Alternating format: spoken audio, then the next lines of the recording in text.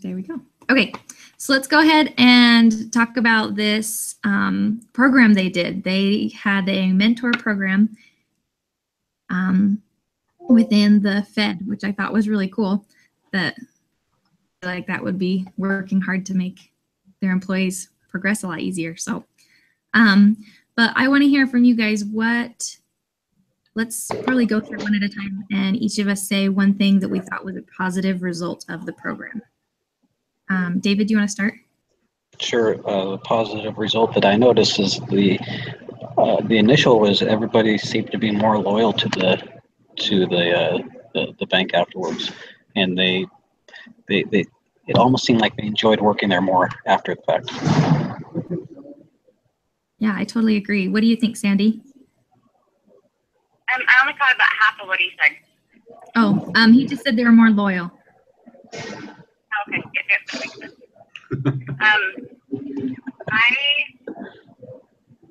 I agree. I like things because I like anything that increases retention.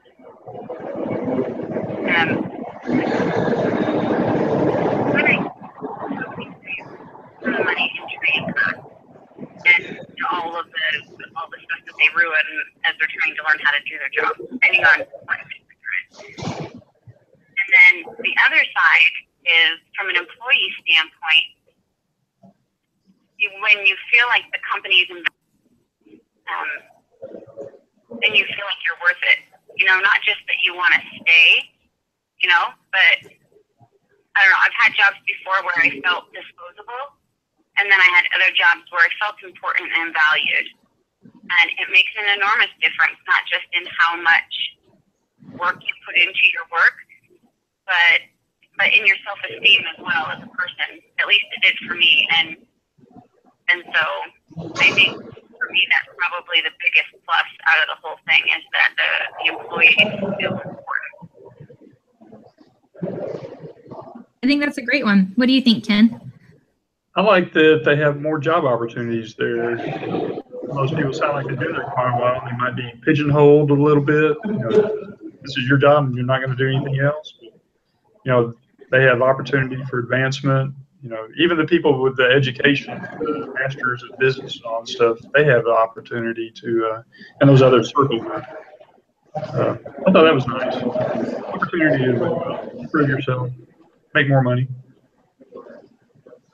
Yeah, I think that's all awesome. Another thing I thought was great, and this goes along with what you just said, but like a lot of people were promoted during the program, and I thought that was really interesting. That not only did it keep them there, but it also progressed their career. Yeah. Okay, so what do you think are some reasons as to why these positive outcomes happen? It's a positive outcome. Positive. So what were some reasons that these good things happened? What did they do specifically? Here, we'll just go through it again. David, do you want to? Oh, Sandy will start. We'll go. Sorry, my son's chiming in to me in the back seat. We're just sitting in the parking lot of my daughter's class.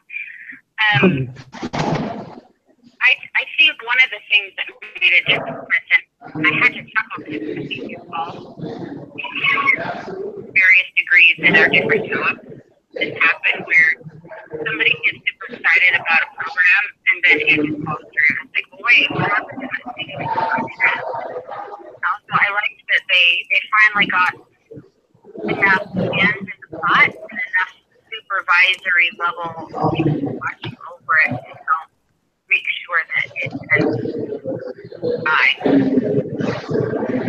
Yeah, for sure. David, do you want to go ahead with something that you thought was a reason that it came out so well? I didn't hear a whole lot of that. Do you want to? Here, I can put it up again. Sorry. Do you want to kind of summarize that, Sandy? Oh, sure. I just said that they got enough hands in the pot, enough people working on it, and enough supervision, that's the word I was looking for earlier, supervision on it to make sure that it didn't die. Did you have another reason then? Yeah, the other reason is that nobody was forced to do it. And that's big. I think that's super important. Yeah. As soon as you're forced to do something, you get more pushback, which is probably why they had so many people sign up for it in the first place. Awesome. What do you think, Ken? I like that they have exposure to other people in the company that, they might know just how their little piece of the pie works, but they get to see just what the bigger picture is, how they actually contribute, to the whole process. And they might find another interest in the company that, might be a better match for them. And, they could apply for a position or a job over in another department. So, I think just seeing a bigger, getting the whole perspective of what the company does. That's awesome. You guys are so good. You like hit all of the little like things it says to talk about. So you're making my job way easy. I noticed we had to interview an HR person, is a few lessons back. That's and that's what brought it to my mind. That's one thing she says. She knows HR, but she doesn't know how sourcing works, or she doesn't know how planning works, or really any of the manufacturing. And she wishes that she had that broader perspectives, because that would have made her job easier. Kind of understand the things that we have to deal with. Yeah, that makes sense. I really liked how diversified it was, how they matched people from different places. I think that goes right along with it. So, well, cool. Okay. So kinds of reasons. So we talked about like it being voluntary. We talked about how many leaders were on board with it. And we talked about how the people were engaged.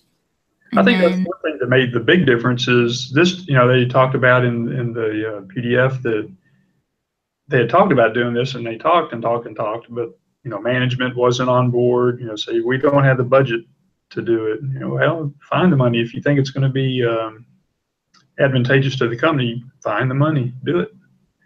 And it seemed like when the leadership finally got on board, kind of saw what the positives are going to be, that's when it took off. That's true. So which of these kinds of things do you think helped it because it's a bank as opposed to a different business? How do you think that people in that kind of an industry needed this little push? Anybody? I think, sorry, go ahead. No, go for it. I think part of it might be because their job is so monotonous. It's, very, very much the same every day. And they're bored. And they're looking for something new, something new to add to their work day or their work environment. Because you can only, it's hard to do the same thing for so long unless that's your gig, but most people it's not. They need some level of variety to keep them interested in what they're doing. I think that's perfect. Yeah. Anything else you guys think of? I don't know anything about the banking industry other than, just money, but, I just wondered how many different, I wish they kind of given us a kind of a breakdown on the different facets involved in banking. You had the finance, the loans, it seems somebody said something about the check cashing part of it. The bank invests your money, I guess they have people on that side, but yeah, we should know a little more. It seems like in the banking industry, each position is very specific, and there's not a lot of overlap. The teller that takes the money is not going to do much anything with loans, whereas the person doing the loans isn't going to do anything with what the teller is doing. So the matching of different groups gives kind of a cross training. Mm-hmm. Which would be important for something like this, for somebody that does want to move up. I'm actually on the board of directors for a credit union, and that's one thing that our credit union has done is they've tried to do a lot of cross training because each group is very specific in their responsibilities. So it gives them a chance to see a little bit more of where they can move up and we've been able to have people move up as a result of that. Good insight there. That is perfect. That almost leads into what we're talking about next. Are we good? Did anybody else have anything to add? I'm good. Okay. So how can mentoring help employees with career development? So pretty much, why did we even read this? I don't know. I had a review, just a performance review. That's been several years ago, and I was not impressed with the boss that I had at all. He was just kind of there.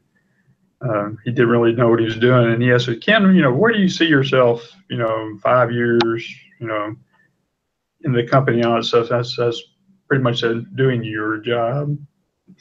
And he kind of was shocked, but he was not a good mentor at all. He would spend more time on the golf course than anything, which is not a bad thing. But as far as career development, what do I need to do next to step up or anything? Been there, done that. I don't really want to do that anymore. It seems like I spend more time mentoring others now. We're real slow at work, but we're fixing to hire. We're looking at resumes and stuff. But yeah, just trying to help people meet their needs and meet their expectations. What did people ask me, what do you want to be when you grow up? I don't know. I haven't grown up yet. But some people are pretty focused on what they're doing. And it would be nice to be able to help them do that, realize that. Yeah, that's awesome. Did you have anything to add, David? Yeah, I think mentoring, one of the important things about mentoring is just the fact that it goes both ways. When you're talking about career development, you can have a mentor that you can see what they do and how they enjoy it and know that you want to do that, or know that you absolutely don't want to do that. So it teaches you what you want in both directions, if depending on who that person is and what the job is. Yeah, that's totally true. Sandy, I know they covered a lot, but do you have any other insights? I like that when there's a mentor sort of set up, then there's some accountability. And so I feel like, the mentee is a lot more motivated to stay on top of things because they know that someone cares whether or not they do it. And then also I like that then it gives them a very specific point of contact. So when you have questions, you know exactly who to go to. You don't find yourself who to you who may or may not know the answer. That's super true as well. Yeah, I agree with that a lot. And I think it's nice to have somebody that, has a different perspective and can guide you into what you're thinking. Because chances are, if they're in a different department, they're thinking things through differently than the way you would.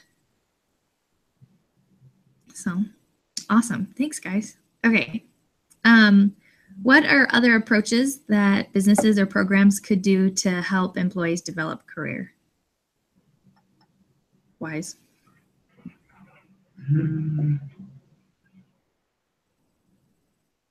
Ken's pondering. I'm pondering. Yeah, I'm trying to think what other things does our company do? Our company, they expect you to move every 2 years, move to a different position. It's some of the meetings I'm in, I interact with, the planners, sourcing, engineering, and so I kind of see what they're doing. I have really zero desire to change jobs, but one thing GE does is we have a operations management leadership program. High school or recent college graduates can apply to be in this program, and for I think it's 4 6-month rotations. Most of them are young singles, so they can move wherever they want, but move cross country if need be. And they bid on jobs or they request jobs, first, second, third choice. So they stay at that job for 6 months, say in sourcing. Then the next job, they're going to be plant supervision. The next one, they might be doing manufacturing engineering. So once they get that broad exposure to what some of the job availability, just jobs, then at the end of that 2 years, they kind of get to pick what they want to do.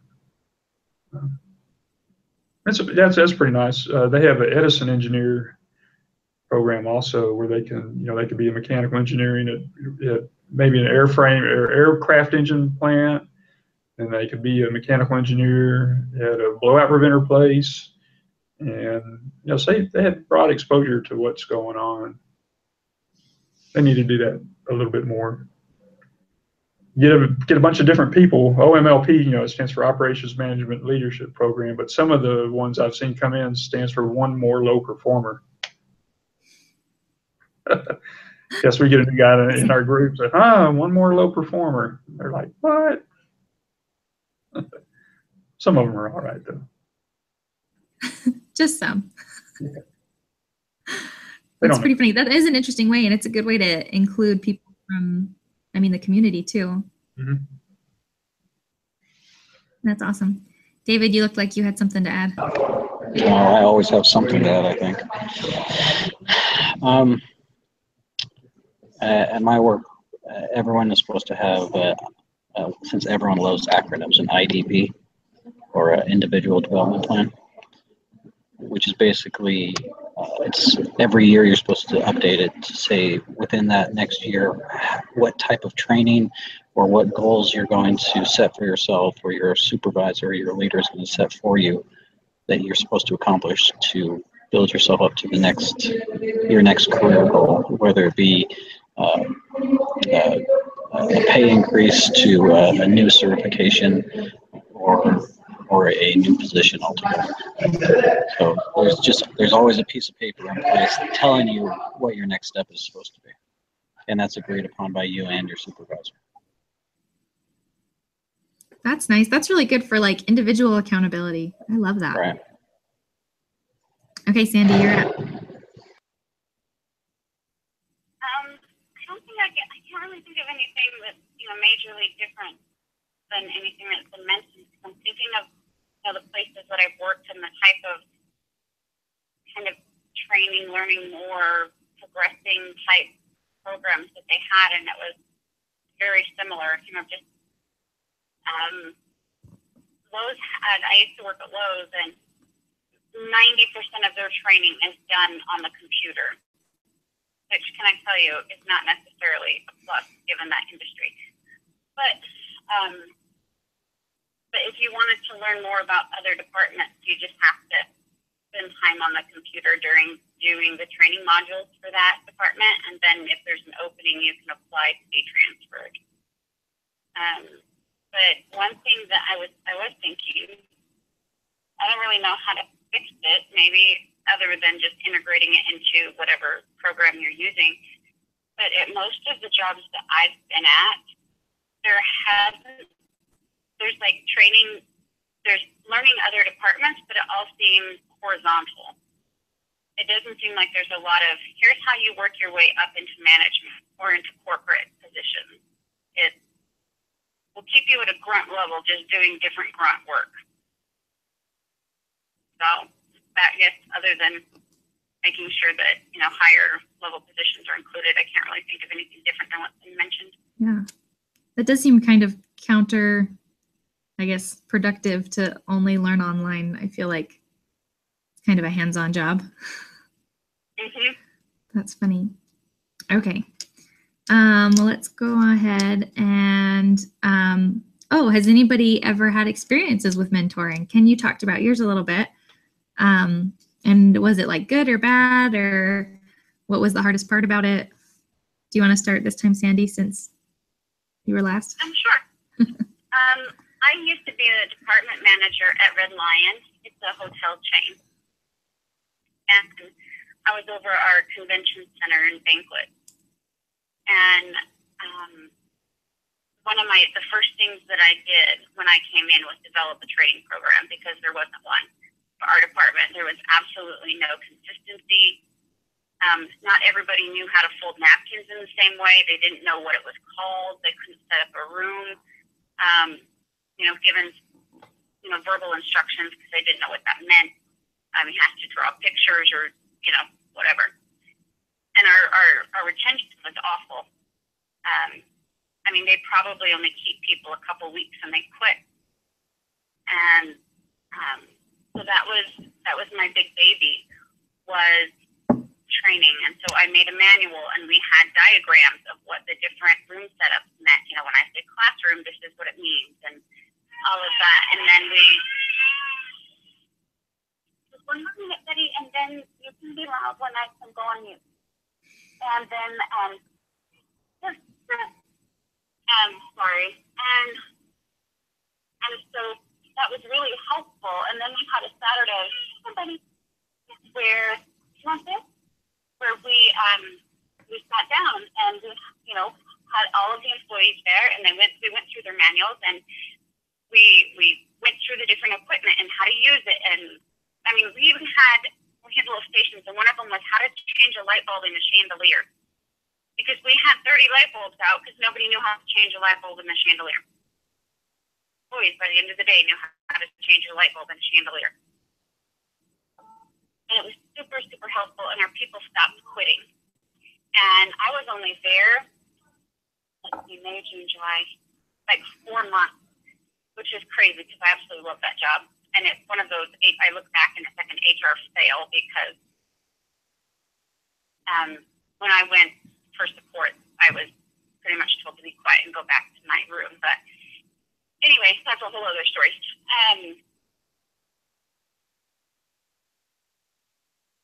Sorry, my brain just totally derailed. So I felt like creating that training program allowed our people to know what they were doing, and so they could perform better and feel more confident in what they were doing, and they were able to be praised for doing a job well done, which then made them stay. And when I quit, my crew cried. Well, the girls did anyway. The boys, they don't care, and wanted to go with me. And I think it's because, and I don't mean to sound like braggy or like, oh, I'm so awesome as a manager, because I definitely made some humongous mistakes. And but I think it was that they all knew their job, they could do it well, and that allowed them to bond as a team and be able to work positively with each other, because they knew that, oh my gosh, so-and-so was working tonight, I'm going to have to do her job for her. What do we, we've all worked with people like that. They didn't have that because everyone knew what to do.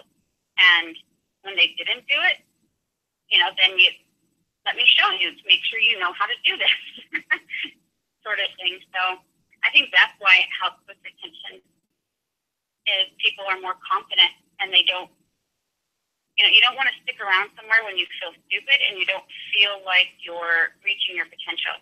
And you're like, man, I could be doing something meaningful and be appreciated and acknowledged for doing a good job, but around here I'm just invisible, or I get yelled at because I keep doing stuff wrong, but no one will teach me how to do it right.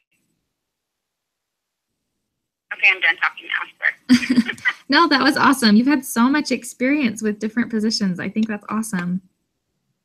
Cami, we're so glad I've had 34 different jobs. That's nuts. I mean, that's awesome, but that's a lot. No, it is a little crazy. I wish it wasn't quite so high. I wish I could be a little more stable. But until I was 30, I would stay about a year, and then I quit. Or I would have multiple jobs. I mean, I usually had 2. At one point, I had 3 jobs at a time. So that's kind of why the numbers were high. I was kind of double stacked a lot.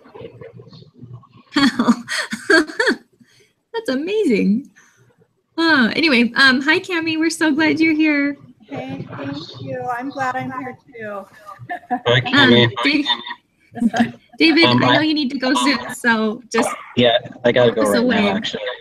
Oh, okay. So, Well, sorry, I'll watch for the rest of it later. Thanks. Good. See you later, dude. Be careful. Safe travels. Yeah.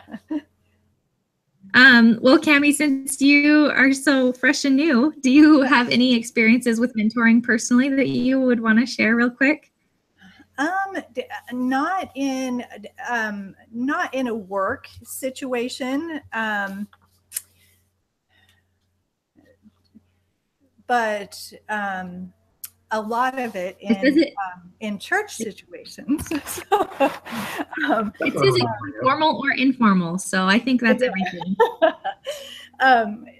Yes, and I think that as mothers, we are definitely always mentoring our children, but yeah, I've had great mentors, and I try to be one. Now I'm in a position right now where I am over 8 people in a church calling, and I try to I've been where they are now, and I am able to try to share my experiences and knowledge, things I did wrong, as well as things that helped and that I did right. And I know that when I was in their spot, that I really relied on people that had gone before me. I'm the seminary supervisor for my stake, and before that, I taught seminary for 5 years, and so I now am helping the new teachers that are coming in get it figured out. So yeah, it mentors, helped me make it through that. And so now I'm trying to pay that back, trying to make it as easy as possible for the new teachers that are coming in. So that's awesome. Look at you go. I had kind of the same experience, really more church experience. I was in 2 bishoprics as first counselor for a total of 9 years. So I had 2 bishops kind of training me a little bit. I didn't know I would ever be called as bishop, but that helped a little bit. Until you're bishop, it doesn't. It's just totally different. First counselor, you get away with stuff. Bishop, you can't so much. But yeah, I have 2 good counselors now, great counselors. Love those guys, but I'm trying to train my replacement. So I let them know everything. The other 2 bishops, when I was counselor too, they kept things pretty close. They did not like to delegate very much. I like to delegate, so I give them experiences that are going to help them grow too. Yep. Yeah, that's awesome. Can I insert? Sorry. Please do. I've heard it said a few times, and so not last semester, but the semester before, I was taking my intro to entrepreneurship class, and one of the programs that class has to do is called the Launching Leaders program, and it's headed up by their members of the church, and their names and business are probably well known, but the common person probably wouldn't know them. I didn't recognize anybody's name, and they are ridiculously wealthy people. But they lay low. But anyway, in this Launching Leaders program, it is a mentoring program, and one of the things that they kept pushing really hard is, as an effective manager, you should be training your people. You should be training yourself out of a job. Right. That's what I'm trying to do. Is what they would. Yeah, that same kind of idea that if you don't teach someone else how to do your job, it's ridiculously harder because you don't have anybody to go to for help when you need it. And what happens to you as a company if you're gone? Okay. Good point. I love your little I'm done's. I think it's cute. But that's totally true. You should be training yourself out. I think then you're making yourself valuable to the company because you can train, and you're also allowing other people the opportunity, unless they do your job way better than you, then it's kind of nerve-wracking. I actually have a similar experience to Ken. I was in 2 different primary presidencies before they made me primary president. And so when I was put in, I was ready to go. Like, I knew what callings need to be filled. I knew what people I wanted, and I felt really prepared. And I just got released this last week, and the girl who got called has been in Young Women's for years and years. And I just feel like she's been thrown to the wolves and has no idea do what she's doing, and I feel so, my heart aches for her. But she's also a good friend, so it's been nice that she's been comfortable to call me and ask for help and ask what kinds of things ways. So it's been good that I had that experience, that it made my presidency go smoother, and also I can help her with hers. And then, oh, by the way, the primary program in Sacramento's next week. Ah. Oh, ours was in September, so. Oh, there you go. Ours is this Sunday.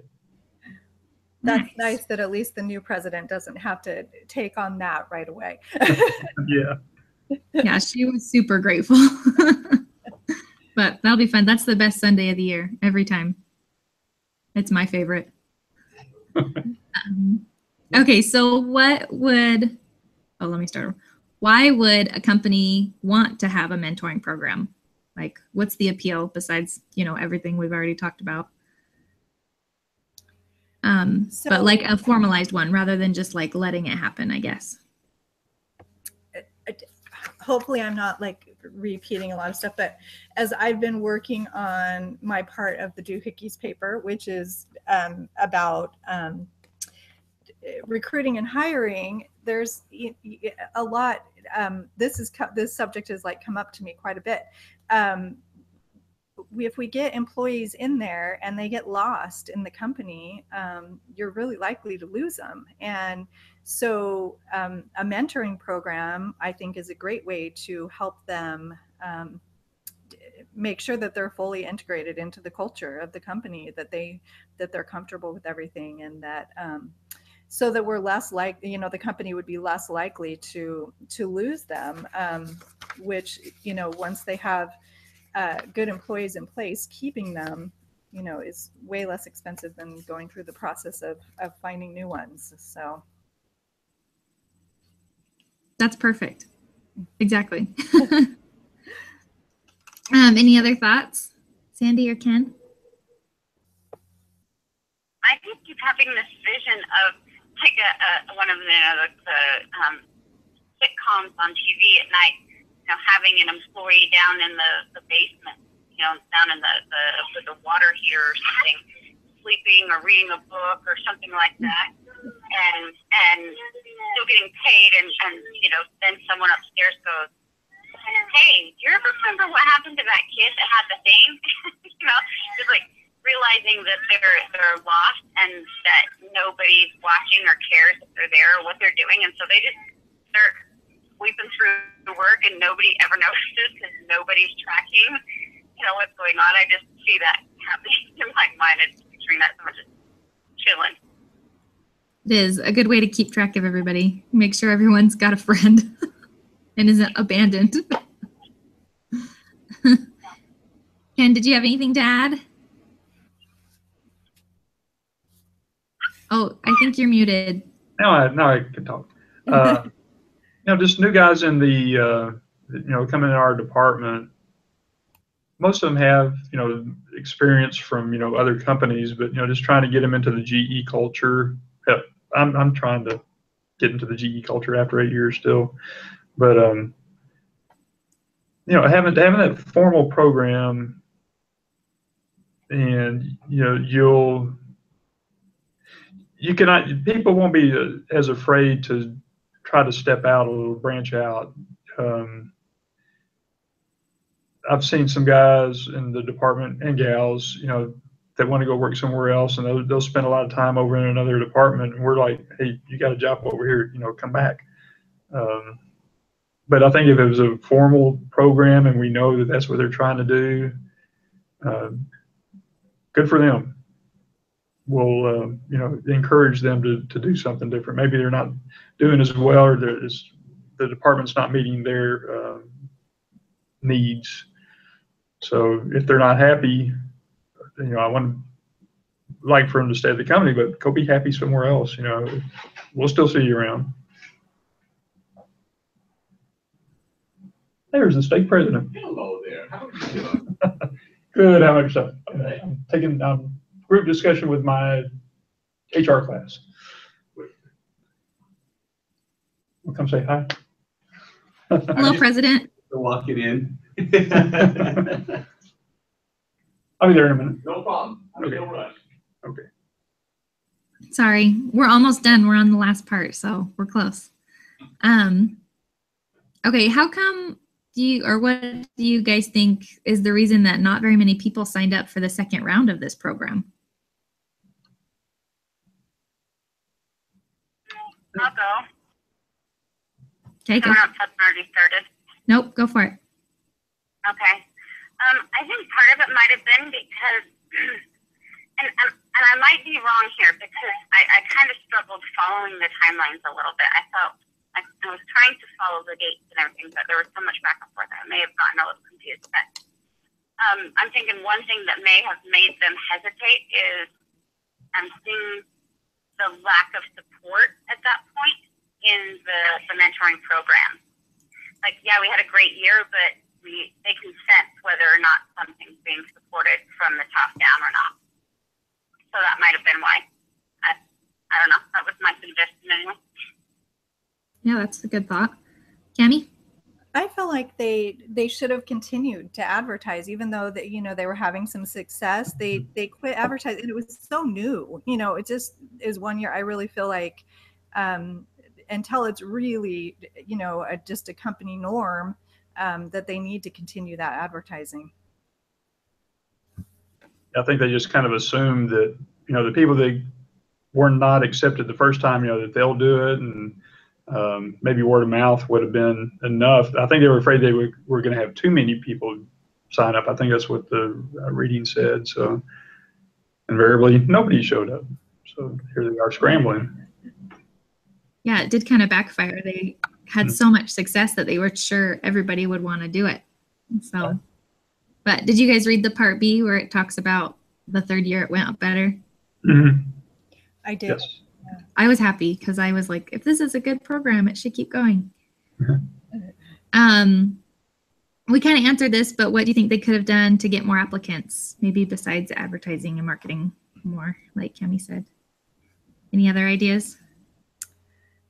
Maybe referrals from the current participants, coworkers. Maybe mentioning, asking the people that were actually the mentees, tell their coworkers about it and recommend it to them. Yeah, that's awesome. Ken, did you have a thought too? That's what I was going to say. To spread the success. Hey, I really enjoyed this. Because the other coworkers, they're going to be talking amongst each other, and so they'll know what the the good will come out of it. Hey, this happened to me. This could happen to you. You're my friend. I want to see you involved. Yeah, let them do that. Yeah, that's perfect. But still advertise. Sandy, did you have a thought? Okay. Sandy, did you have any other thoughts? It was what Ken was saying, that other than just marketing the program itself, that having the people who are in love to spotlight them and let them share their experiences, so that the employees will realize that yes, this program's available, but that it's actually worth doing. It's not just some useless thing that management is pushing, that their peers are saying, you need to do this. This is really cool. Yeah, I think that was my thought. But very, what Ken was saying. Yeah, some friendly peer pressure can go a long way. So do you think, I guess we just do thumbs up or thumbs down. Do you think they should keep doing the program? I said yes. Yes. I think yes. Yes. Sandy's yes. Okay, good. It's a good program. So here's the kicker. Should they grow it and make it bigger and have a lot more mentors and mentees, or should they keep it as small as it is? Sandy, do you want to start? I think that's a tough question. They might be able to grow it a little bit, but I think if it gets too big, then it becomes unpersonal and uncontrolled. And then everyone thinks that someone else is doing this or in charge of something. So having it small is part of its charm and success, is because they're I don't know, it kind of goes back to that, that accountable, they know who their people are. So I agree with that. A yes, but not too much. Perfect. Okay, Cami. I agree with that. I don't think that they can, I mean, maybe a little bit bigger would be manageable still, but I don't think that that they should grow it too big. And I think that would kind of change the whole dynamic of the program. So. All right. Ken, you're up. I would definitely not grow it. If anything, probably make it a little bit smaller. 25, I don't know how many people are employed at that bank, but there will only be so much opportunity for people to move up, get promotions and all that. If you had 50 people, 100 people in that program, it would be hard to find something else different for them to do. Maybe they would be better at the jobs that they have, but yeah, I would keep it pretty small. Kind of look at what the needs of the company are.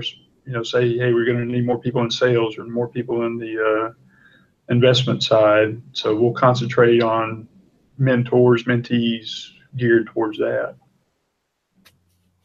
Perfect. I agreed too. I think the small is perfectly fine, and that way it keeps the group concise. Yeah. Okay, so how would they handle, like, if they had an employee that they felt like really needed menteed or mentored, either way, but they weren't really volunteering? What's a way that they could encourage that? Ken, let's have you start. Dangle that carrot out in front of them. Say, hey, if you go through this program, we know, they might know that, they'd like to do something different or get a management position or something like that. Dangle that carrot. The prerequisite for you getting that job is you go through this program, kind of learn what's going on with the company. So that would be encouragement for me. Yeah, that's very encouraging. That's awesome. Yeah, I kind of think, some type of incentive would help, but it also just kind of gives you pause. If they're an employee that isn't interested in trying to improve already, that's already kind of a warning sign there. So. Yeah. Right. Sandy, did you have a thought? Sorry, it takes me a second to get unmuted. I couldn't hear what Cami said, but I'm sure it's probably similar. That if I were the manager, I would just go to them and explain to them what the program does, and just make that suggestion. Be direct and just say, I really think you would find this really helpful, and you could find more joy in your job, and then be able to open other avenues for yourself by going through this program, and lots of other people are doing it. So, no one's going to know that, we approached you as a volunteer thing. Buckle up. Stop. Sorry, my daughter being a rockstar, my son being a stinker. And say, look, we really need you. Think you would like to do this, and it would be beneficial for you. And if they choose not to, I guess they choose not to, but that's going to reflect on their performance reviews, and at some point they may have to just be let go because they're refusing to get better at their job and be trained how to be effective, and that's not okay. That's part of your job performance is to learn how to do your job. So that's my feedback. That's great. Perfect. So there's like 2 more questions, but we totally covered them. So I kind of feel like that's the end. Is that how I end it? I just say the end? Yep. There you go. Okay. Yeah, rolling credit. Perfect. Did anybody have anything to add before I turn this thing off? I think you're good. We might need to just discuss doohickeys for a minute after you quit broadcasting, but. Perfect. All right. Thanks, guys.